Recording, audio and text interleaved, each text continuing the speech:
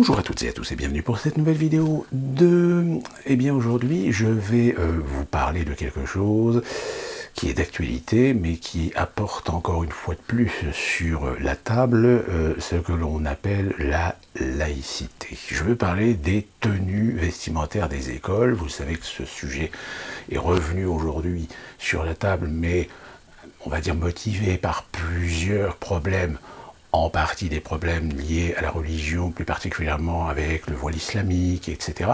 Enfin, le voile en général, hein, on va essayer d'éviter de faire un peu trop de préjugés là-dessus. Mais ça repose encore une fois de plus le problème de la laïcité finalement dans la République. Alors, pour essayer de trouver un petit peu un sens à cette chose, je vais tout simplement vous dire ceci. Ce que je vais vous dire maintenant, vous allez pouvoir le ressortir lors de conversations de gens qui sont persuadés d'avoir raison, alors qu'en réalité, ils ont complètement tort. Pourquoi ? Eh bien, j'ai essayé de chercher un petit peu, j'ai essayé de fouiller un petit peu sur Internet. Alors, il y a beaucoup de vidéos, évidemment, qui vous expliquent ce que c'est que la laïcité.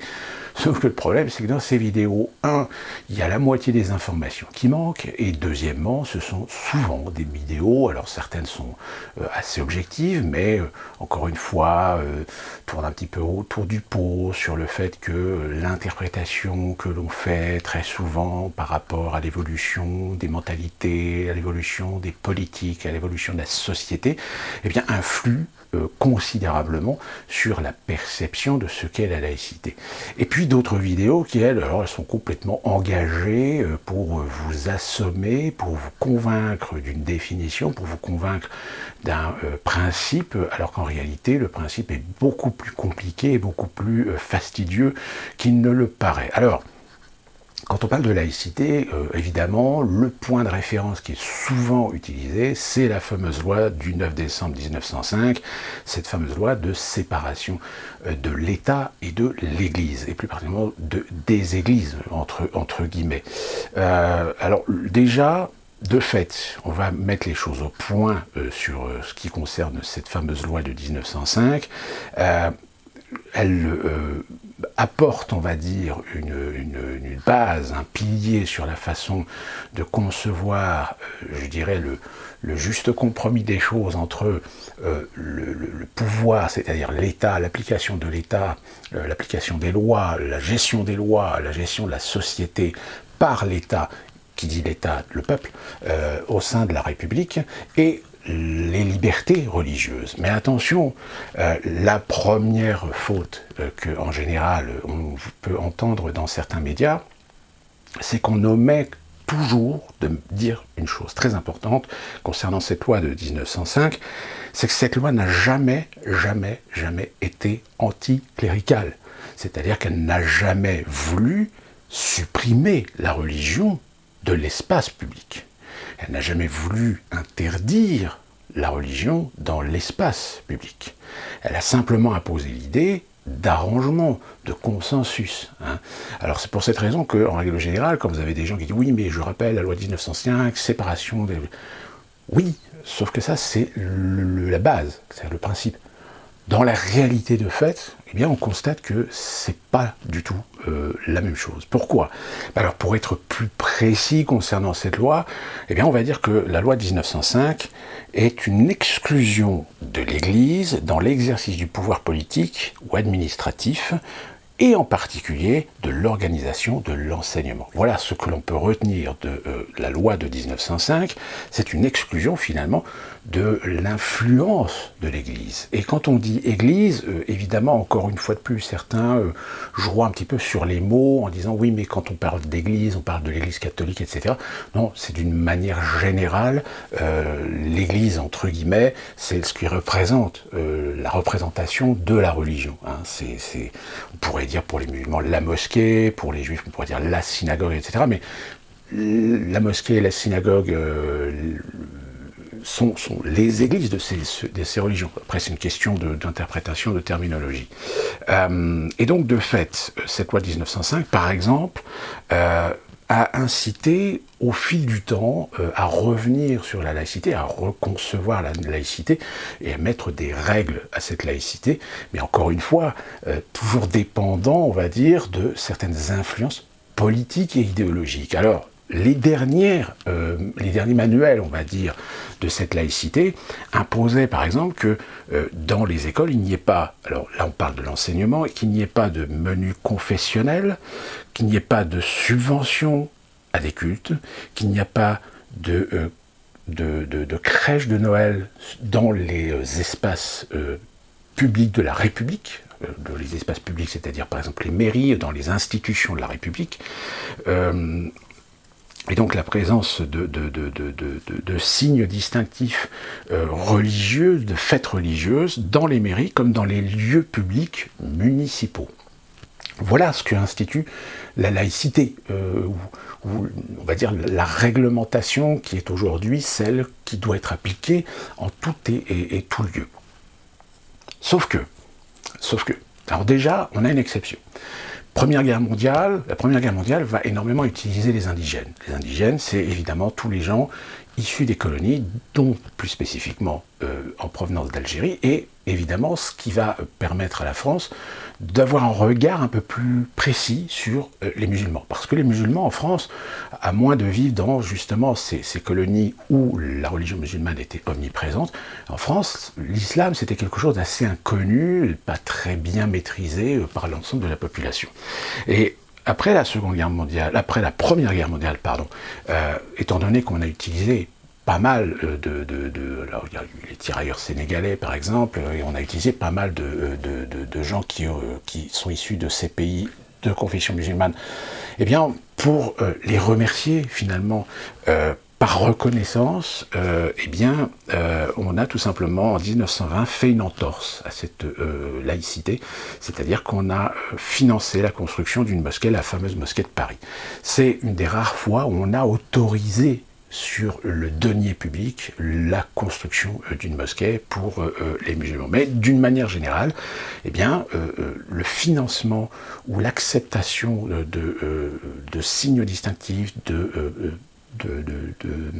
procédures ou d'actes religieux en soi dans des espaces de la République, normalement, sont interdits.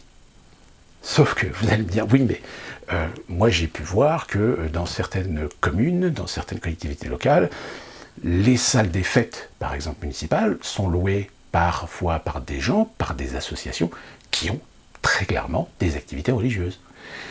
Eh bien oui, en effet, malheureusement, si vous avez des maires qui veulent appliquer scrupuleusement la laïcité, eh bien dans ce cas-là, les mariages qui peuvent se produire au sein d'une mairie doivent exclure toute forme de signe religieux. C'est par exemple, si vous avez lors d'un mariage de gens issus de la communauté catholique, protestante, juive, musulmane, et que dans la salle, tout d'un coup, vous avez des gens qui formulent des phrases ou des incantations ou qui ont une pratique religieuse spécifique dans la mairie, eh bien c'est normalement interdit. Un exemple, sans en venir à une référence musulmane, par exemple, pour les juifs, vous savez que Mazel Tov, c'est l'écrasement du verre. Eh bien ça, normalement, dans une mairie, c'est interdit. On n'a pas le droit de le faire. C'est un signe religieux, c'est d'une appartenance religieuse, pas d'une appartenance à la communauté juive. Donc, mais, encore une fois, vous avez d'un autre côté des maires qui, eux, vous expliquent, et eux, mais attendez, ce sont des Français ou des étrangers qui viennent faire une cérémonie officielle aux yeux de la République, que ce soit le mariage ou même dans les salles des fêtes. Dans les salles des fêtes qui sont louées par des gens qui habitent la commune, donc ils ont parfaitement le droit d'accéder à la location de cette salle, et bien ce qu'ils font dans cette salle, il est acquis aujourd'hui qu'on y fait un peu ce qu'on veut. C'est-à-dire que si on veut y faire des pratiques, des traditions liées à la religion, normalement c'est interdit. Mais vous avez des maires qui l'autorisent, c'est-à-dire qui font preuve de souplesse, qui font preuve de largesse pour autoriser finalement ce genre de pratique. On va donner aussi un autre exemple, c'est que quand la loi de 1905 et que les manuels, les récents manuels, ceux qui ont été publiés, je crois, en 2006-2007, pour essayer de redonner un petit peu les principes de laïcité, suite évidemment aux affaires des voiles qui sont apparues dans les années 80, vous avez dans les écoles, vous allez me dire, ben oui, mais dans les écoles, normalement, s'il y a pas, donc ça veut dire que dans les cantines, normalement, il ne devrait pas y avoir de différenciation. Là encore, qui on applique une certaine conception de la laïcité est une chose, mais ça ne veut pas dire non plus qu'il faut être con et idiot, c'est-à-dire qu'il faut savoir faire preuve de consensus. Et vous avez aujourd'hui des établissements scolaires où ça fait depuis des années, même moi quand j'étais à l'école, c'était déjà acquis que pour les élèves déclarés comme étant musulmans, eh bien, quand il y avait du porc, on leur offrait la possibilité d'avoir un repas de substitution. Donc, vous voyez, déjà, on était arrangeant à l'époque. Même si, encore une fois de plus, normalement la réglementation en matière de laïcité l'interdisait. Mais, comme je l'ai dit, il y a un moment donné, il faut aussi faire preuve de tolérance, il faut faire preuve de compréhension. Il y a une différence entre faire preuve de compréhension et faire preuve de tolérance en offrant la possibilité à des gens, parce qu'ils ont une confession, parce qu'ils ont une foi, parce qu'il y a des interdits qui les obligent à respecter un certain nombre de valeurs que dans les écoles, parfois, voilà, l'école de la République, c'est tout le monde au même niveau, mais voilà, pour des questions, traditions religieuses, etc., on a fait preuve de tolérance. Le seul problème, c'est que la tolérance, c'est un peu comme, si vous voulez, quand vous invitez votre voisin. Vous invitez votre voisin une fois, vous l'invitez une deuxième fois. Bon, le voisin, s'il est bien éduqué, si par principe il comprend le fonctionnement même de l'invitation, normalement tout se passe bien. Sauf que si votre voisin, au bout de la troisième invitation, il commence à se comporter comme s'il était chez lui, là, forcément, il y a un problème. Donc, à un moment donné, il faut remettre une limite, il faut remettre un cadre. Or, malheureusement, encore une fois de plus, on est dans ce clientélisme et ce conflit d'intérêts politiques et idéologiques, c'est que si vous avez des communes qui ont, en effet, cadré, mis des limites, il y en a d'autres, sous certaines municipalités, par complaisance, eh bien, ont laissé faire. C'est-à-dire qu'on a ouvert la porte, on dirait, à accepter des revendications communautaires, des revendications religieuses, si bien qu'aujourd'hui, vous avez d'une commune à une autre, d'une collectivité locale à une autre, des gestions, des perceptions, des acceptations qui complètement déséquilibrent finalement la perception même de ce que l'on doit et de ce que devrait être en matière de laïcité. Pour revenir un petit peu pour comprendre un peu, comme je vous l'ai dit, sur les vidéos qu'on peut voir sur Internet, il y a quand même une forme de manipulation. Alors, la laïcité, d'où elle vient concrètement? Eh bien, concrètement, dans ces vidéos, dans ce que vous allez voir sur Internet, le point de départ, c'est évidemment la Révolution française. Révolution française où les idées de liberté vont s'accompagner évidemment de cet échappatoire, de cette extraction de la religion catholique sur son influence, sur son pouvoir qu'elle avait au sein de la monarchie. Pareil, attention, vous allez voir un petit peu plus loin, je vais vous expliquer quelques petits détails quand même très intéressants, c'est que tout était variable, suivant les périodes, suivant les époques, suivant les rois aussi. Vous avez des rois qui étaient plutôt chrétiens modérés, ou catholiques modérés, qui étaient vraiment très pro-religion, comme d'autres étaient un petit peu plus libertins, on va dire, même au sein du catholicisme, il y a quand même eu des réformes qui ont eu des influences sur la façon de lier un petit peu le politique au religieux, mais la rupture en France, c'est bien évidemment la Révolution française. On interdit la religion, on chasse la noblesse, on abolit la monarchie, et avec évidemment toute l'influence du clergé. La laïcité prend corps et faite avec la Révolution française, avec la liberté de conscience, donc, et l'égalité des droits. Là encore, c'est évidemment l'institutionnalisation d'une certaine forme de laïcité qui va s'imposer par l'égalité des droits et donc par la déclaration des droits de l'homme et du citoyen. Il y a un renforcement au fil du temps ou un assouplissement. Un des moments phares qui va justement remettre un petit peu le juste équilibre, on va dire, par rapport à la religion, puisque la Révolution française, quand même, a chassé le christianisme, le catholicisme, le protestantisme, etc., ont été relativement montrés du doigt, ont été chassés. On en a même détruit des églises, converti même des cathédrales en dépôts. Mais je rappelle, la pauvre Notre-Dame de Paris, à un moment donné, a été retirée au culte et a été transformée en dépôt. Alors après, on ne va pas débattre sur les avantages, les inconvénients, etc. Comme toute chose, il y a du bon et du mauvais dans cet état d'esprit, mais il faudra attendre donc l'arrivée de Napoléon pour que Napoléon remette les choses au clair. C'est la politique qui va amener la reconnaissance et la pratique religieuse au sein de toutes les religions, et plus principalement les religions monothéistes, avec le Concordat. Et ce Concordat va céder la base de cette relation qu'il va falloir, au fil du temps, adapter, gérer, arrondir les angles, etc. Et au fil aussi même des constitutions. Les constitutions des différentes républiques vont aussi mettre un peu les cadres de ce que va avoir comme rôle, on va dire, dans la société de la religion. Et on va même renforcer d'ailleurs ces principes lors de la constitution de la Ve République. Puisque dans la Ve République, il est dit « Nul ne doit être inquiété pour ses opinions, même religieuses ». Donc ça veut dire que déjà, on met au même niveau aussi bien le citoyen athée que le citoyen religieux. Donc il n'y a pas de différenciation, on met tout le monde au même niveau, c'est-à-dire qu'il n'y a pas, c'est pas les athées, c'est pas les anticléricaux qui ont plus le droit par rapport à la République, à ses principes, de s'imposer sur le religieux. Donc déjà, vous voyez, on remet, encore une fois de plus, les balances en équilibre. Pourvu que leurs manifestations ne troublent pas l'ordre public établi par la loi. Quand on dit pourvu que leurs manifestations, c'est aussi bien les manifestations religieuses que les manifestations anticléricales ou athéistes. D'accord ? Donc opinion politique, etc.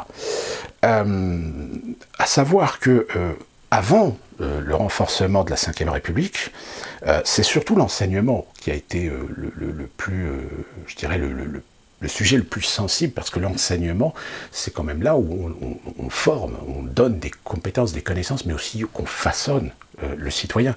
Et donc, si la religion a des influences, forcément, voilà, ça peut en effet avoir quand même quelques critères sur lesquels, politiquement, on va essentiellement débattre. Il va y avoir, quand même dans l'histoire, des partis pris et des décisions.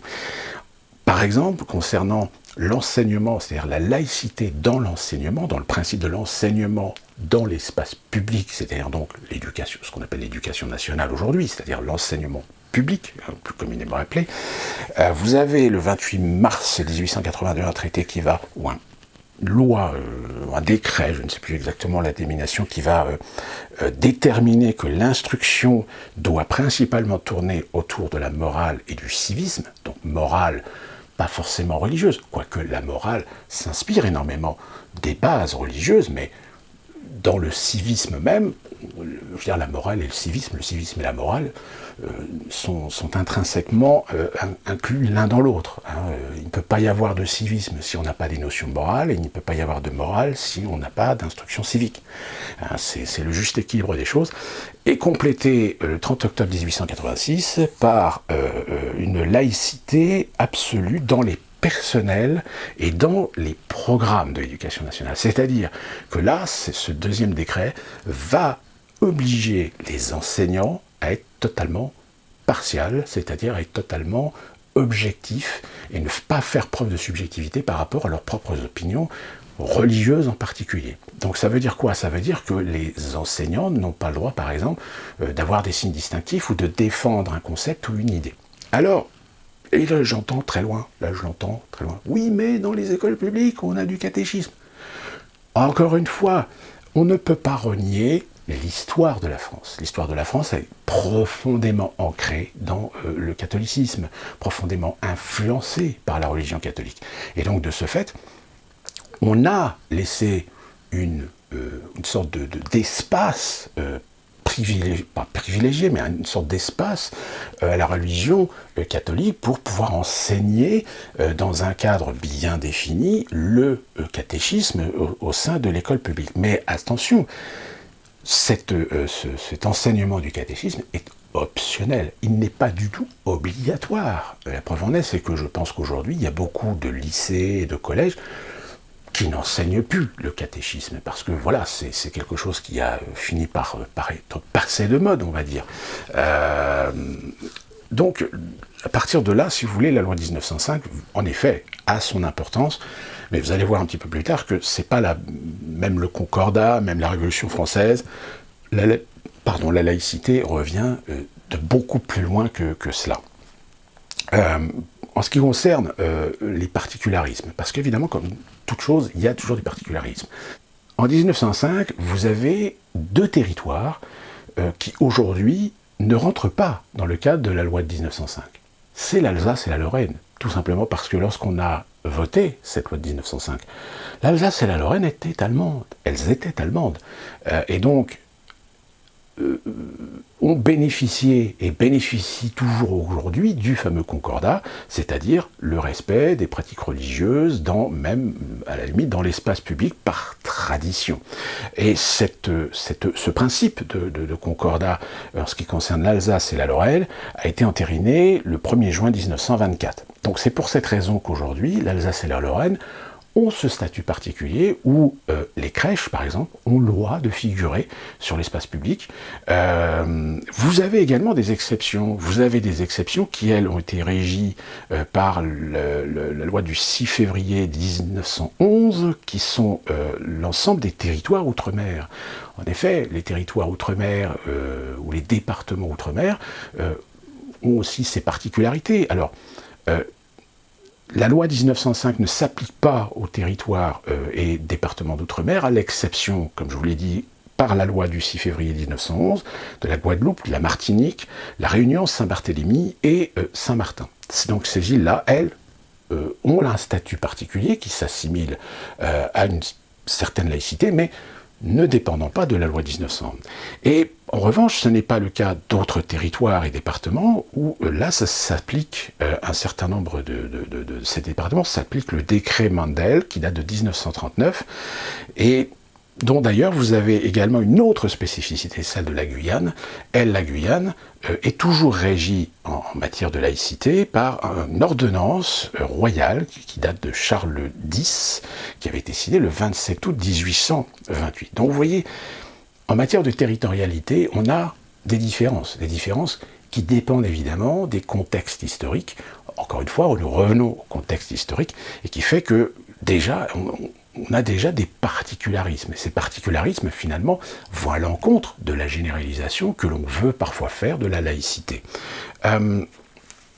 Donc à ce niveau, si vous voulez, de fait, et là je vais vous expliquer quelque chose qui est très intéressant, le concept même de laïcité, souvent on l'assimile aux lumières, c'est-à-dire aux esprits de lumière, aux esprits évolutifs, aux esprits progressistes, même si souvent certains assimilent souvent la laïcité comme étant l'outil, on va dire, d'une forme d'anticléricarisme, on peut le dire comme ça.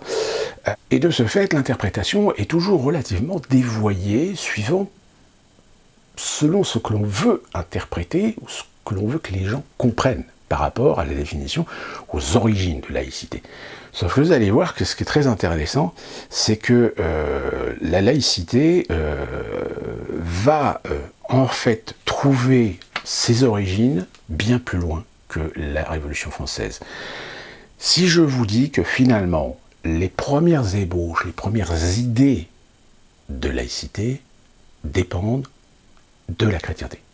C'est-à-dire, au sein même de la chrétienté, sont nées les premières mouvances, sont nées les premières pensées laïques. Mais laïcité, évidemment, au sein de la religion. Ça veut dire quoi? Ça veut dire tout simplement que déjà, à la base, au sein de la chrétienté, vous avez des mouvements qui ont commencé à dire « nous ne voulons pas être assujettis à un diktat, à une dictature à la fois philosophique, théologique et de pensée, nous voulons pouvoir penser par nous-mêmes tout en restant dans la foi. Donc à partir de là, vous avez la base de la laïcité. Et ça va évoluer, puisque la laïcité a toujours été une forme de dynamique, et surtout au Moyen-Âge. Mais, encore une fois, et je reviens là-dessus, les manipulations dépendent toujours des intérêts des gouvernements et des idéologies. Donc de fait, aujourd'hui, la laïcité, on va vous donner des tas de définitions. On va vous donner des définitions qu'on a élaborées de façon officielle. Je vais y revenir dans quelques instants du dernier exemple qui a son influence sur la façon d'interpréter ou de définir la laïcité. Là où on a par exemple quelque chose qui est très intéressant, c'est que les premières mouvances de laïcité réelle, concrète, elles vont commencer à naître au Moyen-Âge au sein des bâtisseurs, c'est-à-dire un certain nombre de corps de métier qui, à l'époque, dépendaient des lois, des principes, des traditions de la chrétienté et du catholicisme. Pourquoi? Tout simplement parce que c'est l'Église qui finance. C'est l'Église qui finance les cathédrales, c'est souvent l'Église qui finance des infrastructures publiques, des ponts, des bâtiments. Et donc, évidemment, étant donné que c'est l'Église, il y a un certain dogme au sein de cette Église qui s'impose dans le principe et dans les valeurs. C'est par exemple le cas aux États-Unis. Aux États-Unis, si vous voulez travailler dans une administration, si vous voulez travailler dans une université, par exemple, une université profondément catholique, bah évidemment, il faut que vous soyez catholique. Si vous n'êtes pas catholique, il y a des chances qu'évidemment, vous ne soyez pas pris. Donc, vous voyez, je dis pas que c'est partout pareil. Vous avez des institutions, et je reviendrai tout à l'heure sur le fait que dans l'éducation, on a eu ces cas particuliers. Et donc, le fait que déjà à la base, la laïcité, ou tout du moins l'esprit laïque né dans l'Église, et plus particulièrement une confrontation entre certains courants, on va dire même que certains courants de chiisme religieux au sein de la chrétienté et au sein du catholicisme vont donner un petit peu l'élan, vont donner un peu le souffle de cet esprit libre de penser, finalement, ça fait partie aussi du jeu. Eh bien les bâtisseurs, au bout d'un moment, vont dire non, stop, nous, il faut qu'on s'organise, il faut qu'on se mette en place une sorte de structure, une sorte de coopérative, une sorte de corporation pour justement imposer ce principe contre l'Église catholique en disant, voilà, nous, on travaille pour l'Église catholique, on travaille, on est des bâtisseurs, on est des compétences, on est des savoirs, on est des compagnons, etc. Mais on veut être libre de penser ce que l'on veut sans être assujetti à la chape de plomb idéologique, à la chape de plomb de la doctrine religieuse au sein de l'Église catholique. Et de ce fait, il va y avoir donc un certain nombre de mouvements, un certain nombre de corporations qui vont naître de cet esprit Est-ce qu'on peut me dire qu'il y a, oui, il y a une forme de athéisme qui émerge aussi dans ces mouvements? Et il y a une de ces corporations qui va donner naissance à quelque chose que vous connaissez, qui est évidemment un mouvement de maçons, un mouvement de maçonnerie maçonnique. La franc-maçonnerie est née de cette époque. La franc-maçonnerie a été le premier précurseur, a été la première organisation à militer, à imposer le principe de laïcité, c'est-à-dire cette liberté de penser ce que l'on veut, cette liberté de ne pas se soumettre aux dogmes religieux, et ça va s'étaler jusqu'à la Révolution française. Et vous savez, si vous connaissez un petit peu votre histoire, que la Révolution française n'est pas totalement innocente d'un certain nombre d'influences de la franc-maçonnerie, du fait qu'un certain nombre de pères de la Révolution française ont été eux-mêmes des francs-maçons. Et ça, je vous invite à regarder sur un certain nombre de vidéos sur la laïcité, ou même regarder la page Wikipédia, et vous allez vous rendre compte que Wikipédia ne fait absolument aucune allusion à l'influence de la franc-maçonnerie sur le principe de laïcité au sein de la République. On peut dire que la franc-maçonnerie va défendre et faire évoluer au sein de l'État, avec ses influences, avec ses relations au fil des siècles, sur la République et sur la France en général, et réussir à construire, on va dire, les premières bases, les premiers piliers de l'édifice même de la laïcité au sein de la République. Mais encore une fois, je le rappelle, les influences n'étaient pas uniquement que maçonniques, elles étaient aussi religieuses, elles étaient aussi politiques, elles étaient idéologiques. Il est évident que les conservateurs de droite, qui étaient plutôt des judéo-chrétiens, se sont souvent frités contre les mouvements de gauche, mouvements sociaux-démocrates, etc., voire des extrêmes gauches, purement anticléricales, les mêmes qu'on retrouve aujourd'hui. Aujourd'hui, vous avez encore des mouvances qui sont très clairement anticléricales, qui sont très clairement anti-religieuses, et qui le font savoir, et qui agissent dans cet état d'esprit. Mais encore une fois de plus, on est dans le principe de la liberté d'opinion. Et donc tout à l'heure, je vous disais que l'évolution de la laïcité dépend des contextes, dépend des situations, dépend des époques. Et souvent, c'est pour ça qu'il est très difficile aujourd'hui de définir de façon précise ce que c'est que la laïcité. Parce que la définition dépendra toujours de la perception que l'on veut donner dans l'intérêt politique de ce que l'on veut que les gens assimilent dans ce qui est la définition ou le concept même de laïcité. L'un des événements les plus majeurs qui a remis la laïcité qui a un petit peu ébranlé le principe de laïcité en France, c'est évidemment avec l'islam, avec les voiles islamiques qui sont arrivées dès les années 80 dans un certain nombre d'établissements scolaires. Le sujet n'est toujours pas résolu. Vous avez des lois, vous avez des principes qui ont été votés, qui ont été décidés, qui ont été jugés, etc. Mais on n'a toujours pas résolu le problème. Pourquoi on n'a pas résolu le problème? Tout simplement parce que, comme je vous l'ai dit, on a fait preuve de tolérance, on a fait preuve de compassion, d'empathie envers les Français qui ont des convictions religieuses. Et qui dit conviction religieuse dit des principes, des règles fondamentales qui les obligent à respecter un certain nombre de règles, des règles qui sont incompatibles avec la vie sociale dans la société, dans un certain nombre d'organismes, dont le plus important, c'est évidemment l'enseignement, donc l'éducation nationale. On a fait preuve de souplesse, on a fait preuve de compréhension, mais voilà, en sachant de temps en temps mettre des limites. Comme je vous l'ai raconté un petit peu tout à l'heure, le problème c'est qu'il est arrivé un moment où l'intérêt politique a aussi joué le fait que la population musulmane en France, étrangère ou française, et plus particulièrement française, c'est un électorat. C'est un électorat qui est très important dans certaines communes. Il est évident que la population qui peut représenter 30 ou 40% de la population, si elle est musulmane, il est évident qu'un maire a tout intérêt à prendre en considération cette communauté, cette population. Et donc, va donc faire preuve de compréhension, va faire preuve de souplesse, de largesse vis-à-vis des associations et vis-à-vis des réclamations que peuvent susciter un certain nombre de ces communautés. Ce qui a amené dans l'histoire parfois des débats qui ont amené des commissions, qui ont amené des laboratoires, et l'un de ces derniers laboratoires, c'est un laboratoire qui a été mis en place en 2013, qui est l'instauration d'un laboratoire de la laïcité, qui a été instauré donc par François Hollande. Et ce laboratoire de la laïcité n'est pas né uniquement pour traiter le problème, pour essayer de définir et de redéfinir le principe de laïcité dans la République, mais surtout parce que son prédécesseur, Nicolas Sarkozy, a été plus ou moins vers un retour, vers une sorte de complaisance, de consensualité envers le catholicisme.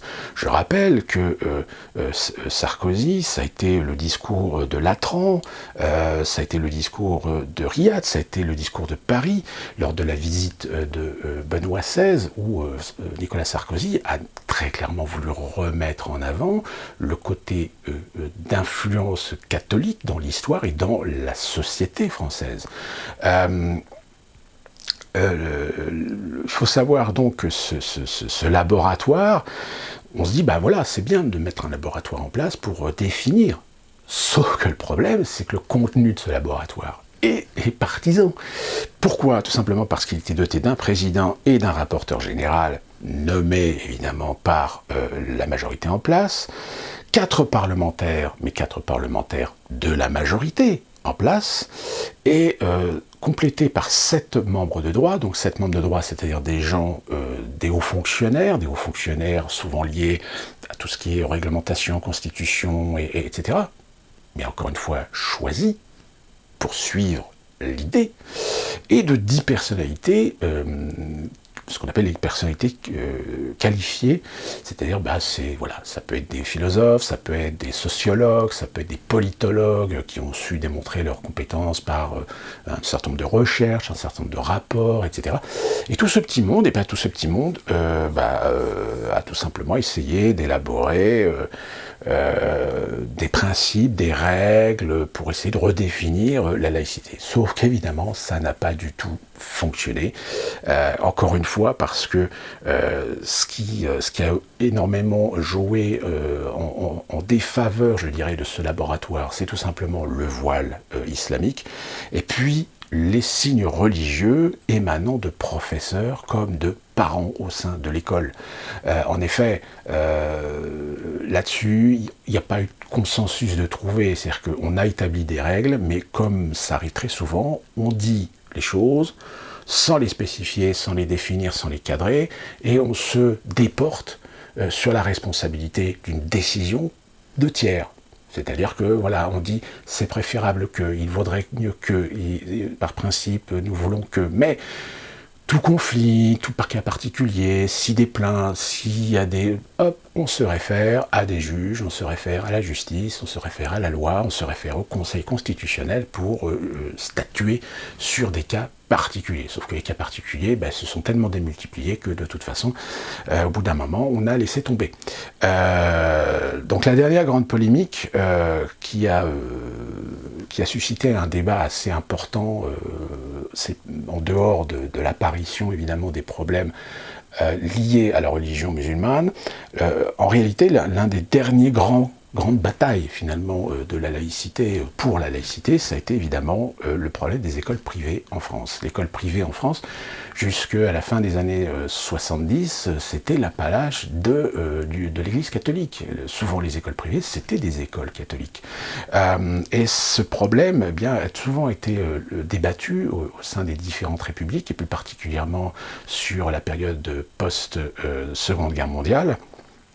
Et finalement, c'est la loi Debré du 31 décembre 1959 qui va mettre fin à la polémique en lançant une sorte de coalition de gauche-droite qui s'est appelée la Troisième Force, qui a énormément torpillé, qui a énormément, je dirais, lancé des missiles sur les institutions pour demander l'abrogation, pour demander la suppression de l'existence même de ces écoles. La loi Debré a finalement trouvé un compromis, c'est-à-dire autoriser l'enseignement reconnu par l'éducation nationale au sein d'une institution dans laquelle le catholicisme donc s'exprimera, mais on va trouver des justes compromis, c'est-à-dire que les élèves qui œuvreront, qui seront dans ces établissements, devront avoir le respect de leurs propres convictions. C'est-à-dire que si des parents décidaient de mettre leurs enfants dans ces écoles, l'enfant doit pouvoir être respecté dans son athéisme, par exemple. C'est ce que disait la loi. En revanche, dans la réalité des faits, je peux vous dire que ça a mis peut-être 20 ou 30 ans avant qu'enfin les écoles catholiques en arrivent déjà à passer à des principes de mixité. C'est-à-dire qu'avant, vous aviez des écoles de garçons et des écoles de filles. C'est qu'à partir, allez, on va dire, de la fin des années 80, début 90, quand même relativement tard, où ces écoles privées ont commencé à faire des écoles enfants et garçons, et aussi à se libéraliser un petit peu de ces dogmes, à se libéraliser un petit peu de ces mœurs. Aujourd'hui, on peut constater qu'un grand nombre d'écoles catholiques privées ont disparu parce que ça coûte cher et qu'il y a de moins en moins aujourd'hui de gens qui ont les moyens de mettre de l'argent dans ces écoles.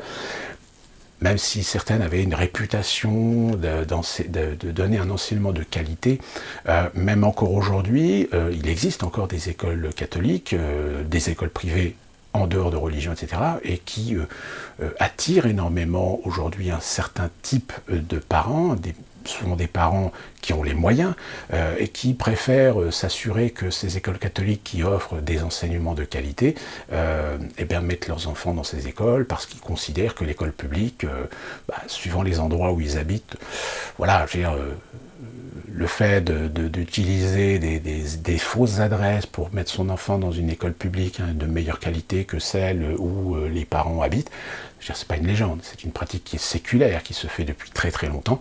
Donc c'est quand même la démonstration et la preuve qu'il n'y a pas d'enseignement on va dire, d'enseignement dans les écoles publiques en équité, je veux dire en équilibre de qualité, parce que voilà, suivant les établissements scolaires, vous pouvez très bien enseigner, comme vous pouvez moins bien enseigner, comme vous ne pouvez pas du tout enseigner du tout, parce que voilà, vous récoltez une population, donc on va pas faire de débat sur la question, etc. Mais voilà, ça influe énormément aussi sur ce principe. Et puis vous avez, pour vous donner un petit peu la démonstration, encore une fois de plus, que la laïcité est souvent un prête-nom pour essayer de cartonner un peu plus la religion. Vous avez en 1984, pour ceux qui s'en souviennent, une loi qui s'appelait la loi Savary, du nom du ministre de l'Éducation, qui voulait tout simplement imposer une structure pour anéantir les écoles privées catholiques, c'est-à-dire tout simplement, à terme, englober les écoles privées dans le système d'éducation nationale, et donc par conséquent détruire ou annihiler toutes les possibilités de ces écoles de pouvoir enseigner aussi la religion, de pouvoir enseigner le catéchisme, de pouvoir permettre à des enfants catholiques de pouvoir suivre un cursus libre, on n'imposait pas à tout le monde, mais c'était des options, on va dire, dans ce sens. Il y a eu des manifestations, des contestations, et finalement le projet de loi a été abandonné et le ministre a fini par démissionner. Donc, vous voyez, la laïcité, elle est souvent sujet aux dérives, finalement, politiques. Et tout à l'heure, je vous ai parlé de la création du laboratoire de la laïcité en 2013, qui a été insufflé par Hollande. C'était pas innocent, c'est tout simplement, comme je vous l'ai dit, à cause de Sarkozy qui s'était plus ou moins rapproché de cette envie de remettre un petit peu de l'approche française catholique dans le paysage politique français. Et de ce fait, on est encore une fois de plus, aujourd'hui, c'est encore plus vrai, dans des influences et des conflits d'intérêts évidents pour essayer d'établir, à la fois d'un côté la France, c'est un pays de laïcité, donc l'espace religieux ne peut pas influer, ne peut pas avoir à imposer dans l'espace public ses principes et ses valeurs, etc. Sauf que malheureusement, dans les faits, c'est pas forcément vrai. Ce n'est pas forcément vrai, tout simplement parce que la laïcité, de moins le débat de laïcité vient très souvent, ou est venu très souvent par l'intermédiaire de l'école, c'est-à-dire tout d'un coup des affaires, c'est-à-dire des décisions qui finalement étaient légitimes de la part de responsables d'établissements, que ce soit école, lycée, collège ou université, d'appliquer un principe de laïcité, à contrario d'un phénomène de mœurs. Sauf que, comme vous le savez, très souvent les phénomènes de mœurs, avec le temps, sont souvent considérés comme acquis, voire même de droit dans l'esprit d'un certain nombre de gens. Et donc, le problème de cette laïcité aujourd'hui, c'est qu'elle est tellement galvaudée qu'on ne sait plus trop exactement quoi penser sur l'application qu'on devrait ou que l'on doit en faire au sein de la République, tout simplement, comme aujourd'hui, je pense qu'on est tous conscients qu'il y a un énorme intérêt de la part de certains élus politiques, que ce soit des élus du genre députés, que ce soit des maires ou des présidents de région, etc. Ils savent que d'une façon globale, aujourd'hui, ils n'ont plus la confiance du peuple. Aujourd'hui, ils ont su démontrer, de par le système vérolé, par le système corrompu, par le système préférentiel, par toutes les affaires de détournement de fonds, de détournement d'argent public, de prise illégale d'intérêts, etc., qu'aujourd'hui, beaucoup de Français les considèrent comme étant des pourris. Et donc, beaucoup de politiciens, surtout à l'échelle locale, aujourd'hui, ont tout intérêt à caresser dans le sens du poil l'électorat communautaire. Sauf que cette stratégie, aujourd'hui, eh bien, met en avant un intérêt à ne pas remettre les choses au clair, de ne pas remettre les choses dans le sens de ce que la République et de sa laïcité auraient dû préserver, mais ne l'a pas fait parce que, encore une fois de plus, on était sur des conflits d'intérêts et surtout plus particulièrement aujourd'hui vis-à-vis de la communauté musulmane. Donc aujourd'hui, évidemment, les radicaux, les mouvements radicaux musulmans ont profité de cette lâcheté, oui, tout à fait, de cette lâcheté politique, de cette complaisance, de cette consensualité de la structure même de la République pour tout simplement faire du forcing, tout simplement forcer le trait sur des revendications que eux trouvent légitimes. Jusqu'à maintenant, il y a plusieurs années de cela, même des représentants ou des responsables religieux au sein de la religion musulmane en France qui, je le rappelle, très majoritairement est d'origine sunnite, eh bien réaffirme aujourd'hui que la loi de la République est une chose, mais la loi prévaut que les musulmans se doivent de respecter en priorité, c'est le Coran. Donc à partir du moment où on légitime que le Coran se met au-dessus des lois de la République, là forcément la République est complètement dévoyée. Et malheureusement, on constate qu'il n'y a absolument pas de courage politique, qu'il n'y a pas de courage des responsables politiques, parce que ils jouent aussi leur tête vis-à-vis de communautés qui aujourd'hui, même si elles ne représentent pas une majorité, sont quand même représentatifs d'une capacité à pouvoir préserver, on va dire, un type d'électorat au profit d'un certain nombre de politiciens. Que l'on soit bien clair, il n'est pas question de montrer du doigt les musulmans comme étant responsables. Les responsables en priorité, c'est tout simplement les institutions, c'est-à-dire les politiciens, les hauts fonctionnaires, la justice, qui a joué cette complaisance vis-à-vis de la République, vis-à-vis de la laïcité, pour laisser faire, pour laisser couler un certain nombre de sujets. Et c'est bien qu'aujourd'hui, quand on en arrive à des points, je dirais des points de rupture de cette consensus, de cette tolérance, eh bien, évidemment, beaucoup de gens, et même des non-musulmans, des gens profondément de gauche, par exemple, pour ne citer qu'eux, qui sont très humanistes, etc., ne comprennent pas pourquoi la République voudrait blâmer les musulmans de tout simplement posséder leur signe distinctif religieux. Alors on va aller chercher les petites bêtes, on va aller chercher un pendentif avec une croix sur une personnalité politique, sur un plateau télé, on va aller chercher la petite bête d'une crèche installée sur une place d'un petit village alors que c'est interdit, etc. Donc finalement, on ne fait que relancer le conflit idéologique et les conflits religieux, c'est-à-dire quelle religion a plus de place ou plus d'avantages que l'autre. Je disais tout à l'heure qu'il y a là cette complaisance et cette compréhension, cette tolérance qui a été acceptée. Par exemple, la communauté juive à Paris a souvent par tradition la possibilité de fêter, alors je ne sais plus, je crois que c'est l'Anouchka, je crois, en fin d'année, sur un espace public. C'est un espace public qui est privatisé, donc ce sont des organisations qui demandent des autorisations à la municipalité concernée pour pouvoir organiser cette festivité. Le problème, et là ça se pose, c'est que même s'il y a autorisation d'utiliser un espace public, c'est-à-dire le privatiser, ça reste quand même par définition et par statut un espace public. Et donc on autorise des gens à organiser un office ou une fête ou une tradition religieuse sur l'espace public. Mais on joue, encore une fois de plus, sur la subtilité de loi, sur la subtilité de la réglementation, c'est-à-dire qu'on privatise.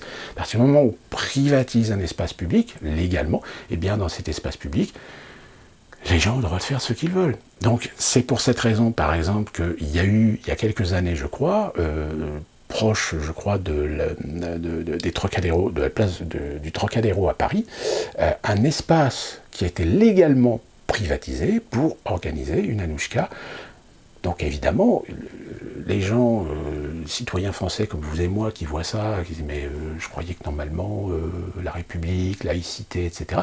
Ben oui, mais si on autorise, si la loi permet ce genre de choses, et si des maires autorisent, parce que le principe de privatiser un espace pour permettre à des gens d'organiser un événementiel, etc., c'est une chose tout à fait légale et qu'on peut très bien ne pas remettre en question, puisque ça permet justement de faire du business, on va dire, avec l'espace public pour faire des rentrées d'argent au niveau des municipalités, mais c'est de la responsabilité justement des maires, de la responsabilité de la collectivité locale, de faire attention à qui on donne les autorisations de privatiser de l'espace privé, de l'espace public, pardon.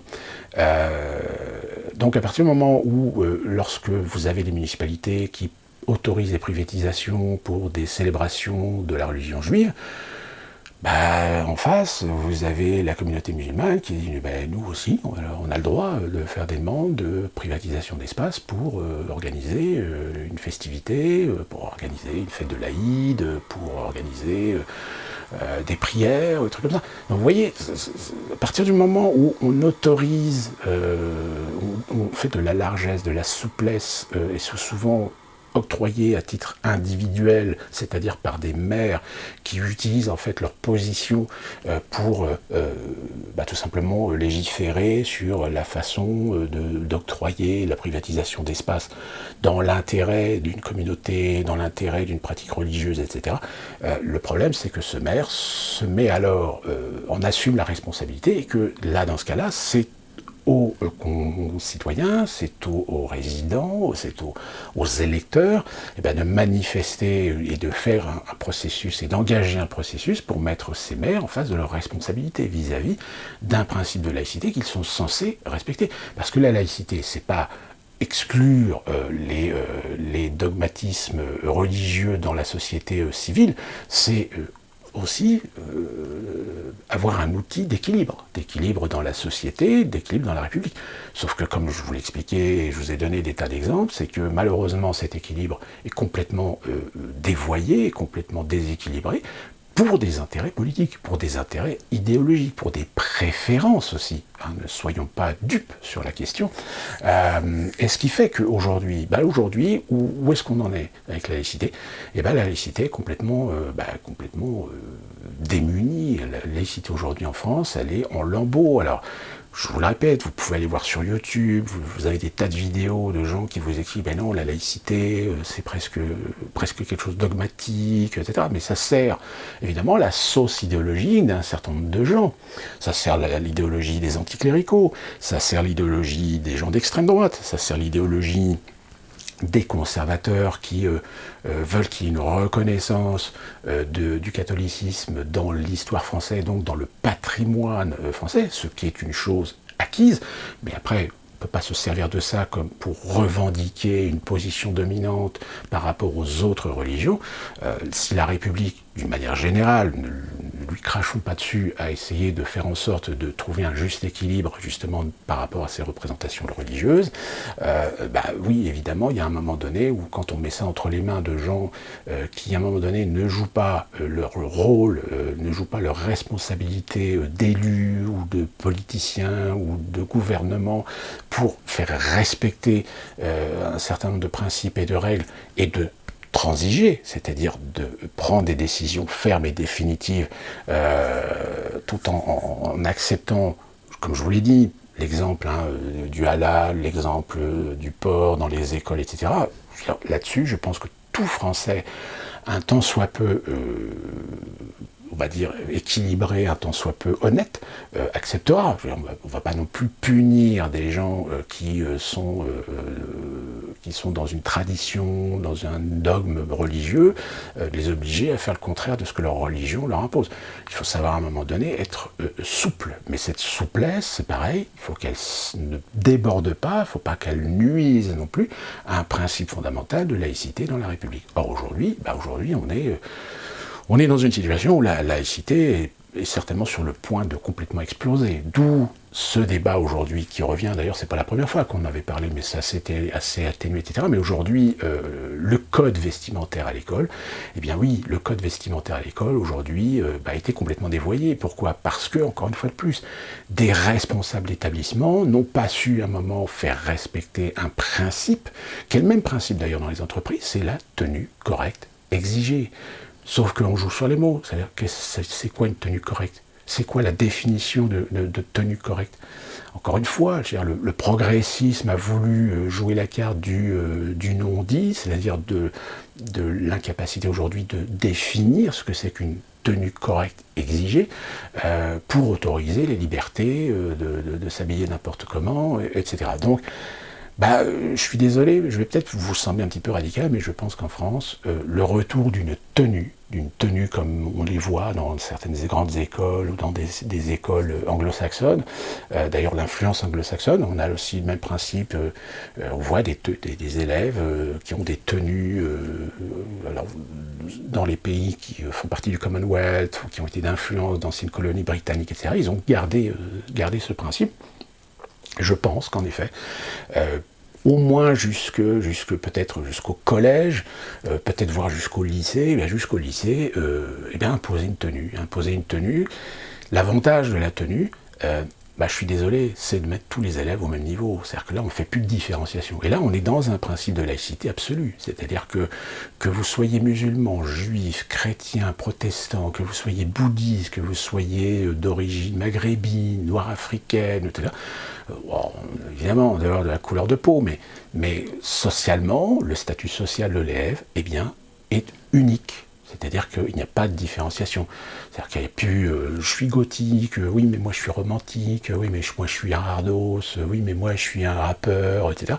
Et donc afficher des signes distinctifs de préférence, de personnalité au sein de l'établissement scolaire. Alors je sais, il y en a certains, ça va les faire hurler, etc. Mais il y a un moment donné où quand on a, je vous l'ai dit encore une fois de plus, la responsabilité, c'est les chefs d'établissement, les responsabilités, c'est les hauts fonctionnaires de l'éducation nationale qui, à un moment donné, n'ont pas voulu trancher sur ces questions pour dire non, tenue correcte exigée, c'est-à-dire on veut bien accepter des petits signes distinctifs de préférence, de personnalité, mais on est arrivé dans des cas tellement extrêmes qu'en effet, comme ce qu'on peut voir aujourd'hui dans certaines écoles américaines, c'est-à-dire des gamines de 14-15 ans qui s'habillent, excusez-moi l'expression, mais comme des pétasses. Donc, il y a un moment donné où, après, si ça pose des problèmes de viol, de harcèlement sexuel, etc., je veux dire, faut pas s'étonner. Attention, je ne prends pas parti sur le radicalisme de certains qui considèrent que quand on s'habille comme une pute, on récolte ce qu'on a. Non, c'est pas mon propos. Mon propos, c'est qu'à un moment donné, il faut faire preuve d'intelligence. C'est que je ne demande pas ce qu'on revienne à des idées bigotes. Bien au contraire, je pense que vous avez des écoles anglo-saxonnes qui adoptent la tenue, mais qui, encore une fois, parfois font preuve de certaines souplesses pour permettre à certains élèves, dans leur équilibre et dans leur épanouissement, parfois d'avoir des petits signes distinctifs. Mais voilà, encore une fois de plus, c'est savoir être intransigeant sans non plus être totalitaire, savoir faire preuve d'intelligence, mais malheureusement, on vit dans des systèmes qui s'anglo-saxonnent en matière de gestion, c'est-à-dire que là, c'est le principe et le protocole qui tombent, c'est la règle qui doit être appliquée. Or en France, nous sommes des latins, les règles, on en a besoin, mais il faut savoir aussi un petit peu de temps en temps, savoir lâcher un petit peu de lest et savoir décompresser un petit peu, parce que sinon, en effet, ça ne peut pas fonctionner. Mais je pense qu'au stade où on est arrivé aujourd'hui dans les écoles, je pense que la tenue remettrait un petit peu au carré le principe de laïcité, le principe d'équité, d'équilibre et d'égalité des élèves face à l'éducation. Alors attention, encore une fois de plus, j'ai entendu oui, mais qui va payer, etc. Non, ça serait évidemment fourni par l'éducation nationale, serait fourni par l'État. Les parents ne débourseraient pas un centime, voilà, encore une fois de plus, dans le principe d'équité, où on peut imaginer en effet une participation, une contribution qui pourrait être demandée à certains parents plus aisés que d'autres, mais encore une fois de plus, quand on fait du particularisme, parce que les riches ont plus le moyen de se payer des trucs que les pauvres, etc., là, on n'est plus dans un principe d'équilibre. Donc il faut trouver au juste et au mieux un principe qui fonctionne pour mettre tout le monde sur le même niveau. Je sais, c'est toujours facile à dire, c'est pas facile à faire, c'est quelque chose qui est assez intrinsèque malheureusement à la gestion et à la façon d'imposer, de réfléchir et de penser les choses, parce qu'il y aura toujours un moment un petit particularisme, une petite part de notre propre personnalité, une petite part de notre propre éducation, de notre propre histoire qui fera qu'on voudra mettre un plus de privilèges par rapport à d'autres, etc. C'est tout l'intérêt du débat, c'est tout l'intérêt de faire ça en groupe, avec des représentations, tout en sachant trouver des consensus et des compromis. Sauf que le problème, c'est que si on établit des lois, et encore, je vous le répète, avec la laïcité, je vous ai donné là des exemples, mais vous allez peut-être trouver d'autres, des accords, des décrets, des lois qui ont été appliquées, votées, contestées, polémiquées, abandonnées pour essayer de statuer sur la façon de voir la laïcité, mais finalement, on se rend compte que malheureusement, comme toute chose, tout dépend des contextes, de l'histoire, des influences et des intérêts, évidemment, politiques. Donc la laïcité aujourd'hui, je vous ai donné des éléments de réflexion, je vous ai donné des éléments pour bien comprendre que finalement, il n'y a pas une laïcité définie, que cette laïcité, elle dépend, qu'à l'origine, c'est une simple idée de dire qu'on a peur avoir un respect envers des gens qui ont des dogmes, des principes, des doctrines, mais que cela ne doivent pas nous imposer leur doctrine ou l'imposer à la société et nous obliger de supporter ce principe, ce qui aujourd'hui est justement la source même du débat vis-à-vis de l'islam qui, dans certains quartiers, malheureusement, commence à imposer finalement ses règles.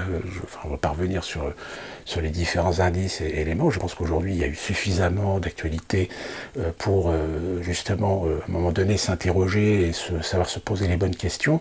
Moi, j'apporte pas de réponse. C'est à vous de savoir et de comprendre les choses en bonne et due forme et en connaissance de cause, de par des expériences personnelles. Moi, j'en ai suffisamment eu pour vous dire que il y a en effet une progression dogmatique par l'islam radical dans notre société, dans certains quartiers, qu'on est en train de voir des quartiers se communautariser à l'image de ce qui se passe en Grande-Bretagne, aux États-Unis, en Australie, dans ces pays anglo-saxons, qui ont ce principe de communautarisme, mais malheureusement pareil, encore une fois de plus, par intérêt politique, par intérêt idéologique, on a laissé faire, on a laissé la porte ouverte à des gens qui, dès le départ, avaient été déjà ciblés par des gens, des politiciens, des idéologues, des penseurs, des intentions, ces gens-là sont dangereux, mais qu'on n'a pas voulu écouter parce que ça allait à l'encontre, ça allait en vent contraire de l'idée du moment, etc. Et aujourd'hui, c'est exactement ça. Aujourd'hui, vous avez une pensée unique qui nous impose d'accepter l'idée du multiculturalisme, tout le monde il est gentil, tout le monde il est beau, etc. Alors qu'en réalité, non, ça ne fonctionne pas. Le multiculturalisme avec un principe de communautarisme ne peut pas fonctionner, ça va mal finir un jour ou l'autre. Donc la laïcité en sera la première victime, et je pense qu'elle est déjà, la laïcité aujourd'hui, la première victime de cette lâcheté que nous avons. Et je terminerai par ce propos de M. Bauer, je ne me souviens plus de son prénom, qui a annoncé, je ne sais plus dans quelle émission, qui est un franc-maçon, qui a admis lui-même que la franc-maçonnerie aujourd'hui est en échec à essayer de conseiller, à essayer de donner, je dirais, des lignes de réflexion aux autorités, des lignes de réflexion à l'État, des lignes de réflexion à tout le système législatif du pays pour essayer de rétablir un ordre de priorité, un ordre de logique par rapport à la laïcité, tout simplement parce que la franc-maçonnerie aujourd'hui a été plus ou moins marginalisée dans les sphères du pouvoir et marginalisée elle-même, puisque comme on le dit très souvent, même quand vous avez des organisations comme les francs-maçonneries, forcément vous avez des influences, vous avez une sorte de vérole qui se répand dans ces milieux-là, où finalement se développe une forme de schisme idéologique au sein même d'une organisation qui est censée être unie. Pour la petite information pour vous, sachez que la franc-maçonnerie anglo-saxonne et la franc-maçonnerie française sont des organismes qui ont des courants de pensée complètement différents et complètement, même s'ils ont la même origine, mais ce sont deux courants de pensée complètement différents. C'est-à-dire qu'aujourd'hui, aux États-Unis, la franc-maçonnerie est beaucoup plus ouverte, c'est beaucoup plus, je dirais, open mind vis-à-vis de l'opinion, vis-à-vis de la société, que ne le sont aujourd'hui la franc-maçonnerie française, qui est beaucoup plus secrète, qui est beaucoup plus renfermée à ce niveau. Donc voilà ce que je voulais vous donner comme information concernant la polémique sur les tenues, la polémique sur la laïcité dans les écoles et la laïcité de façon générale dans la société. Donc avec ce que je vous ai donné aujourd'hui, vous verrez, vous comparerez, allez voir sur Wikipédia, allez voir des vidéos sur YouTube et vous allez vous rendre compte qu'en effet, on minimise énormément la perception en se raccrochant évidemment à la loi de 1905. Même la loi de 1905, elle est parfois traduite d'une certaine façon qu'on vous incite à comprendre une chose, alors qu'en réalité, la loi de 1905, je le rappelle, n'est pas une loi anticléricale, elle n'interdit pas les relations entre le pouvoir et la religion, c'est simplement que la religion ne peut pas imposer ou ne peut pas s'imposer au sein de l'État, au sein des institutions, et plus particulièrement dans ce qui concerne l'enseignement, c'est-à-dire l'éducation publique au sein de la République. Mais vous verrez, je vous laisse constater par vous-même, vous verrez comment un peu on présente les choses. Voilà, c'était une nouvelle vidéo pour cette semaine, j'espère que vous portez bien. Que puis-je vous dire de sortir couvert, parce que de toute façon je vois qu'en France c'est de plus en plus difficile, mais sachez que Grande-Bretagne, Espagne, là ça commence à monter un petit peu plus crescendo en matière de tension et de répression. Pour l'instant en France, oui, je suis désolé pour les bars, les restaurants, etc. Mais comme je vous l'ai dit, il y a un moment donné, il faut savoir faire la part des choses, c'est que quand on a le droit de manifester, qu'on manifeste, qu'on subit de la répression, et il y a un moment donné, il faut faire un constat, c'est que manifester ne suffit peut-être plus, et qu'il faut peut-être passer à l'échelle suivante. Mais ça demande du courage, ça demande de la ténacité, ça demande de la coordination, ça demande aussi de faire des consensus, de savoir faire des compromis pour trouver un but commun au sein de la société française. Et d'ici là, qu'on se retrouve pour une prochaine vidéo, portez-vous bien.